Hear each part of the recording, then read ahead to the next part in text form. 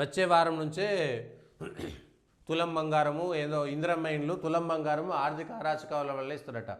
నిన్న ఆర్థిక మంత్రి బట్టి విక్రమార్క ఛాంబర్ ముంగట కాంట్రాక్టర్లు 100-200 మంది 2 ఏళ్ల నుంచి మా బిల్లులు చెల్లిస్తలేరు, అడిగితేనేమో కమిషన్లు అడుగుతున్నారు, 10-20% కమిషన్లు అడిగితే మేము ఎక్కడికి వెళ్ళి తీసుకురావాలని నిన్న ఆయన ఛాంబర్ ముంగట ధర్నా చేసిరు.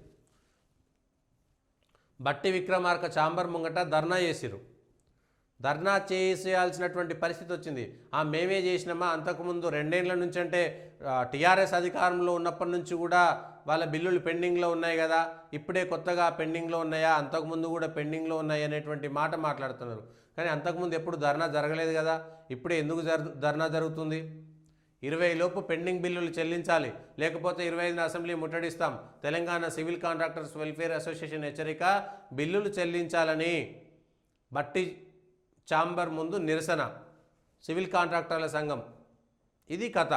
అసోసియేషన్ అధ్యక్షుడు శంకరయ్య వీళ్ళందరూ కలిసి 505 కోట్ల మేర బకాయిలు చెల్లించాల్సి ఉందంట. 10 లక్షల మేర చిన్న చిన్న కాంట్రాక్టర్లకు 505 కోట్లు. రాష్ట్రం యొక్క ఆర్థిక పరిస్థితి ఎట్లా ఉందో, ఇది కేసీఆర్ చేసిండా వీళ్ళు చేసిరా? మరి కేసీఆర్ అరాచకం చేసిండని మీరే 10 ఏళ్ల పాటు ఊదరగొట్టి, ఆయన అరాచకం చేసిన తర్వాత తెలంగాణలో ఆర్థిక పరిస్థితి అసలు బాగాలేదని తెలిసిన తర్వాత మీరు ఎందుకు ఇట్లా అలవిగానే హామీలు ఇచ్చేసి ఇష్టానుసారంగా ఖర్చు పెడుతున్నారు? మరి పెండింగ్ బిల్లులు ఇవ్వలేనటువంటి పరిస్థితి. జిహెచ్ఎంసీలో కాంట్రాక్టర్ల ఆందోళన, జిహెచ్ఎంసీలో కూడా పనులు జరుగుతలేవు. ఆఖరికి చెత్త తీసేవాళ్ళు, మిగిలిన చిన్న చిన్న పనులు చేసే కాంట్రాక్టర్లు కూడా జిహెచ్ఎంసీలో ఆగమైపోతుంది. మరి తెలంగాణకు 70% వచ్చేటువంటిదంతా కూడా హైదరాబాద్ చుట్టుపక్కల ఉన్నటువంటిదే కదా, ఔటర్ రింగ్ రోడ్ చుట్టూ ఉన్నటువంటి ప్రాంతం నుంచే వస్తుంది కదా. మరి జిహెచ్ఎంసీ లిమిట్స్లో కూడా పనులు చేయాలంటే జిహెచ్ఎంసీలో ఉండేటువంటి కాంట్రాక్టర్లు కూడా పని చేయలేనటువంటి పరిస్థితి ఎందుకు వచ్చింది? వాళ్ళు కూడా ధర్నా చేశారు. చిన్న చిన్న సివిల్ కాంట్రాక్టర్లు కూడా 10 లక్షలు, 20 లక్షలు, 30 లక్షల బకాయిలు కూడా 505 కోట్లు చెల్లించలేకపోతున్నారు. ఇంకోవైపు ఏమో బకాయిల కోసం తిరగాల్సిన పని లేదు, 10,000 కోట్ల పెండింగ్ బిల్లులు క్లియర్ చేశాం. ఉద్యోగ సంఘాల ప్రతినిధులతో బట్టి ఉద్యోగులు రిటైర్ అయిపోయిన తర్వాత వాళ్ళకు రావాల్సినవి, ప్రతి ఉద్యోగి హైకోర్టుకు పోతే అప్పుడు కానీ వాళ్ళకి సంబంధించినటువంటి పెండింగ్, వాళ్ళ గ్రాట్యుటీలో వాళ్ళ పిఎఫ్లకు సంబంధించిందో వాళ్ళు చేసుకుందో, ఉద్యోగం చేసిన తర్వాత ఉద్యోగ విరమణ తర్వాత వచ్చేటువంటి సెటిల్మెంట్ చెల్లింపులు కూడా చేయలేనటువంటి పరిస్థితిలోకి వెళ్ళిపోయింది ఇవాళ. అది పరిస్థితి ఇవాళ తెలంగాణలో రాష్ట్ర ప్రభుత్వం యొక్క ఆర్థిక పరిస్థితి. ఇది అంశమైతే ఇదే దాంట్లో రేవంత్ రెడ్డి గారు చాలా స్పష్టంగా ముందు బాగానే ఉండే, కానీ పరిస్థితి అట్లా లేదు, మేము ఉన్నప్పుడు అట్లా అనుకోలే, బయట నుంచి చూస్తేనేమో 3 లక్షల కోట్లే అప్పు ఉన్నది, కానీ ఇప్పుడు చూసేసరికి మాత్రం 3 లక్షల కోట్ల కంటే ఎక్కువ అప్పు అయింది. ఏం చేస్తాం మేము అంతకంటే ఎక్కువ, 3 లక్షల కంటే ఎక్కువ అయింది అనేటువంటి మాట. 7 లక్షల కోట్ల అప్పు ఉన్నది. వచ్చేటువంటి డబ్బులు లెక్క పెడితే మాకు నెలకు 18,000 కోట్లు వస్తున్నాయి, 5,000 6,000 కోట్లు ఇటు పోతున్నాయి, 6,000 కోట్లు మిత్తులు కడుతున్నాము.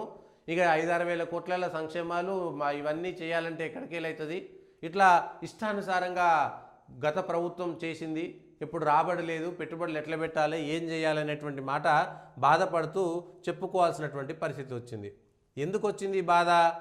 ఎవరు ఆర్థికంగా ఎవరు చేసిర్రు? ఇట్లాంటి పరిస్థితులు ఎందుకు వచ్చినాయి? ఆర్థికంగా ఇట్లాంటి పరిస్థితులు ఎందుకు వచ్చినాయి? ఎవరు చేయమన్నారు? ప్రతి దాంట్లో ఉచితాలపైన దేశవ్యాప్తంగా చర్చ జరగాలట. రేవంత్ రెడ్డి గారే మాట్లాడుతూ ఈ విషయం పైన ఎక్కడ చూసినా 3 లక్షల పైన వచ్చుండే, కానీ ఇప్పుడు లేదు అంత డబ్బులు, కాబట్టే మా పరిస్థితి ఇట్లా అయ్యింది అనేటువంటి మాట రేవంత్ రెడ్డి మాట్లాడినట్టుగా వచ్చిందనలా. 3.5 లక్షల కోట్లే వచ్చినాయి, ఇప్పుడు మాత్రం ఎక్కువ వచ్చింది, అందుకనే మా పరిస్థితి ఇట్లా అయిపోయింది, లేకపోతే ఇంకా బాగా అభివృద్ధి చేస్తుంటివి. ఇది పరిస్థితి. అంటే ఆర్థికంగా తెలంగాణ పరిస్థితి బాగాలేదని ముఖ్యమంత్రి ఒప్పుకున్నాడు చాలా స్పష్టంగా. ఆర్థిక పరిస్థితి బాగాలేదని ముఖ్యమంత్రి గారే ఒప్పుకున్నారు, చాలా స్పష్టంగా ఒప్పుకోవాల్సినటువంటి పరిస్థితి వచ్చింది.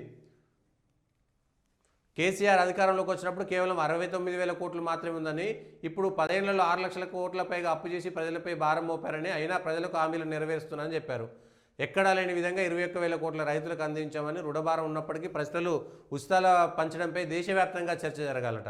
అది తన ఒక్క సమస్య కాదు, మోడీ కూడా ఢిల్లీలో అనేక గ్యారంటీలు ప్రకటించారు. ఎవరో ఒకరు ముందడుగు వేయాలి కదా. మోదీ వేసిండు, మోదీ ఇది చేసిండు అంటే ఎందుకు చేయండు? మోదీని విభేదించి మోదీ ఉచితాలు ఇచ్చిండేంది? వాళ్ళు తప్పు చేసారు, మీరెందుకు తప్పు చేస్తారు? కాంగ్రెస్ తప్పు చేయొద్దు కదా, కాంగ్రెస్ తప్పు చేయొద్దు కదా.